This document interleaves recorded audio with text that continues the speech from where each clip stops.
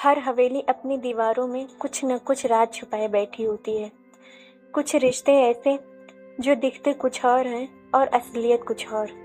कश्यप हवेली भी ऐसी ही थी, जहां रात की खामोशी में सुनाई देती थी दबे पांव आहटें और छिपे हुए रिश्तों की फुसफुसाहटें। क्या ये गुनाह था या खून का रिश्ता? जानने के लिए सुनिए परिवार की ऊँट में। शहर के बीचों बीच खड़ी कश्यप हवेली बाहर से जितनी भव्य दिखती थी, अंदर से उतनी ही रहस्यमयी। रात को जब सब सो जाते तो ऊपरी मंजिल पर से कभी दबे पांव चलने की आहट आती, कभी धीमी धीमी हंसी। अर्जुन की पत्नी सोनाली कई बार इन आहटों को सुन चुकी थी। वह पति से कहती, सुनिए, ऊपर कोई है, मुझे डर लगता है। अर्जुन हमेशा मुस्कुराकर कह दे, डर तुम्हारे मन में है सोनाली, इस मंजिल पर कोई नहीं रहता। पर सोनाली का मन कहता था, हवेली की दीवारें कोई राज छुपाए बैठी हैं। छोटा बेटा राघव घर में सबसे अलग थलग और रंगीन मिजाज का था। वह अक्सर नौकरानी राधा के आसपास ही मंडराता। कभी देर रात रसोई में दोनों की छाएं दिखाई देती, तो कभी हंसी दबाने की कोशिश। सोनाली ने कई बार यह देखा, मगर कह न सकी। उसके मन में सवाल उठता, ये नजदीकियां सिर्फ नौकरानी वाली हैं या कुछ और। एक रात सोनाली नींद से जागी। उसने देखा राघव चुपके से सीढ़ियां चढ़कर ऊपर जा रहा है। सोनाली का दिल तेज से धड़कने लगा। वह भी दबे पांव उसके पीछे गई। ऊपर का दरवाजा बंद था, मगर अंदर से धीमे सरगोशियां और अजीब सियाहटें। उसने दरार से झांकने की कोशिश की और जो देखा उसके होश उड़ गए। सुबह सोनाली का चेहरा पीला पड़ा हुआ था।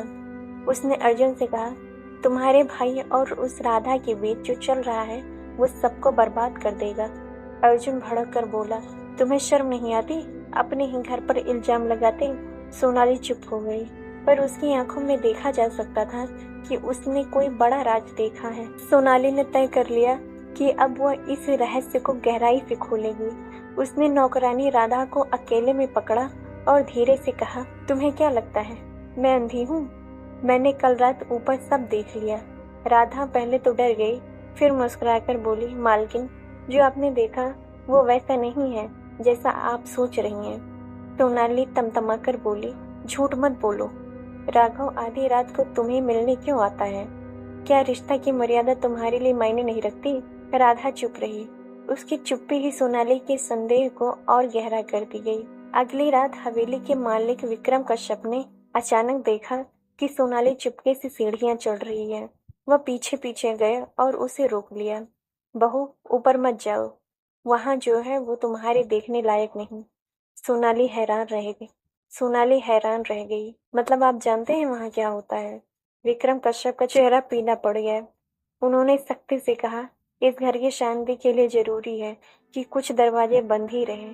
सोनाली ने ठान लिया, अब वह हर हाल में दरवाजा खोलेंगी। धीरे धीरे अर्जुन को भी शक होने लगा। वह देखता कि सोनाली रात को बेचैन होकर करवटें बदलती है। वह ताना मारता है, तुम्हारा ध्यान अब मुझ में कम और हवेली की दीवारों में ज्यादा रहता है। सोनाली ने गुस्से में कहा, क्योंकि दीवारें बोलती हैं अर्जुन, ये हवेली किसी रहस्य से भरी है। अर्जुन बुरी तरह भड़क गया। एक शाम राघव और राधा को आंगन में पास खड़े देखा गया।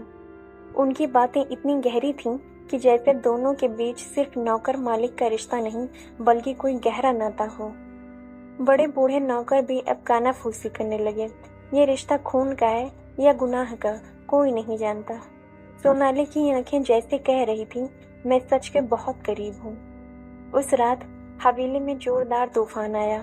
खिड़कियां कांप रही थीं और हवेली की ऊपरी मंजिल का दरवाजा अचानक खुल गया। सोनाली सीढ़ियां चढ़ गई। अंदर अंधेरे में उसने राघव और राधा को एक साथ देख लिया था। गुस्से में उसने चीख कर कहा, ये सब मेरे सामने कब तक छिपाओगे? राघव ने हाथ जोड़कर कहा, भाभी, आप गलत समझ रही हैं। मैं और राधा।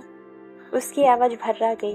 राधा की आंखों से आंसू टपक पड़े। सोनाली के होठों से कटाक्ष निकला। रातों की ये नजदीकियां क्या सिर्फ मासूमियत है या फिर कोई ऐसा रिश्ता जो हवेली को शर्मसार कर देगा? अगले दिन सोनाली ने सबके सामने यह मुद्दा उठा लिया। हवेली के बीचों बीच बैठे विक्रम कश्यप का चेहरा जैसे पथराने लगा। उन्होंने गहरी सांस लेकर कहा, तुम लोग जिसको गुनाह समझ रहे हो वह गुनाह नहीं, खून है। सब दंग रह गए। अर्जुन ने तमतमाकर कहा, स्पष्ट कहिए पिताजी, राधा कौन है आखिर? विक्रम कश्यप ने सिर झुका लिया। उनकी चुप्पी ही सबसे बड़ा रहस्य थी। राधा सिसकते हुए बोली, हाँ, अब और छिपाना ठीक नहीं। मैं इस हवेली की नौकरानी नहीं, बल्कि विक्रम कश्यप की बेटी हूँ। पूरा परिवार सन्न रह गया। सोनाली के होठों से निकला, मतलब राघव, तुम्हारी ये मुलाकातें? राधा ने बात काट दी। भाभी, हम भाई बहन हैं। हमारा रिश्ता खून का है, गुनाह का नहीं। परिवार वालों की आंखों के सामने अब जो गलत तस्वीर थी वह टूटकर बिखर गई। अर्जुन क्रोध में कांप रहा था। पिताजी, आपने ये सच हमसे क्यों छुपाया? विक्रम कश्यप ने कहा, मैंने राधा की माँ से शादी समाज की नजरों से छिपकर की थी। राधा को छुपाना मजबूरी थी, वरना हवेली का नाम डूब जाता। राघव फूट पड़ा, पिताजी, आपने बहन को छुपाकर सबसे बड़ा पाप किया है। गुनाह तो वही था जो आपने किया, हम तो सिर्फ उसकी रक्षा कर रहे थे। अब हवेली का हर कोना रिश्तों की तकरार से गूंज रहा था। सोनाली का चेहरा अब शांत था। उसने धीरे से अर्जुन से कहा, देखा, मैं झूठ नहीं कहती थी। इस हवेली की नींव ही झूठ पर बनी है। अर्जुन ने उसकी ओर देखा, मगर उसकी आंखों में नफरत थी। तुम्हें खुश होने की जरूरत नहीं सोनाली, इस घर की इज्जत का कचरा सबके सामने आ गया है। सोनाली के होठों पर हल्की सी मुस्कान आई। सच सामने आने से अगर हवेली बर्बाद होती है तो बर्बाद ही सही। जब सबको लगा कि राज अब खुल चुका है, तभी राधा ने कांपती आवाज में कहा, आप सब अभी भी पूरा सच नहीं जानते। सबकी नजरें उसी ओर टिक गईं। राधा ने आगे कहा, मैं सिर्फ विक्रम कश्यप की बेटी ही नहीं, बल्कि उनकी पहली बीवी से पैदा हुई कानूनी संतान हूँ। इस हवेली और कारोबार पर असली हक मेरा है, न कि अर्जुन या राघव का। यह सुनते ही पूरा परिवार हिल गया। सोनाली की आंखों में चमक थी। हवेली का असली युद्ध अब शुरू होने वाला था। राधा के सच बोलते ही हवेली में भूचाल आ गया। अर्जुन गरज कर बोला, ये कैसे हो सकता है? हम वर्षों से इस घर को संभाल रहे हैं और अब अचानक कोई आकर कहे कि सब कुछ उसका है। राघव ने भी ताना मारा, भाई, अगर वह कानूनी संतान है तो कानून उसके साथ है, हमें मानना ही होगा। सोनाली की आंखों में अलग ही चमक थी।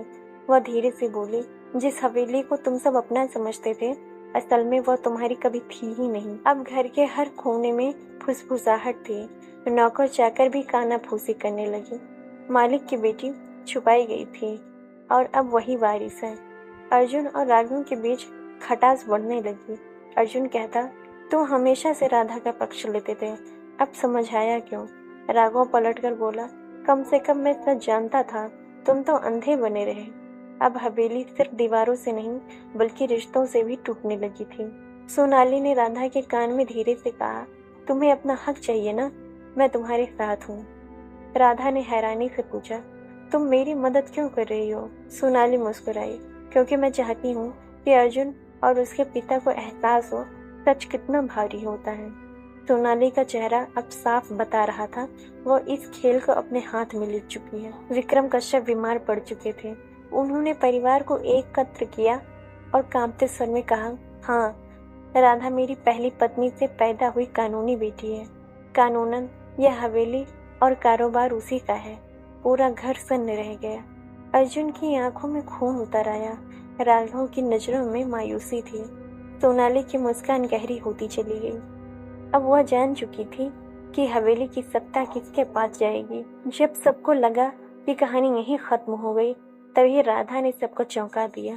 उसने कहा, मैं इस हवेली की मालिक जरूर हूँ, लेकिन इसे चलाने का हक किसी एक का नहीं। यह हवेली अब हम सबकी है। अर्जुन, राघव और सोनाली, तुम भी। सब दंग रह गए। सोनाली के होठों से निकला, मतलब? राधा ने मुस्कुराकर कहा, तुम्हारे बिना यह घर अधूरा है। तुम्ही ने इस हवेली का सच उजागर किया, इसलिए असली वारिस तुम भी हो। विक्रम कश्यप की आंखों से आंसू बह निकले। झूठ और छिपे राज के बीच टूटे रिश्ते अब नए सिरे से जुड़ गए। लेकिन हवेली की दीवारें आज भी फुसफुसा रही थी। सालों से हवेली की दीवारें जिस सच को छुपाए बैठी थीं, आखिरकार वो सच सामने आ ही गया। रिश्तों के शक और गुनाह के पर्दे के पीछे छुपा था खून का सच, जिसने परिवार को तोड़कर भी जोड़ दिया। क्योंकि हर सच का एक दूसरा चेहरा होता है।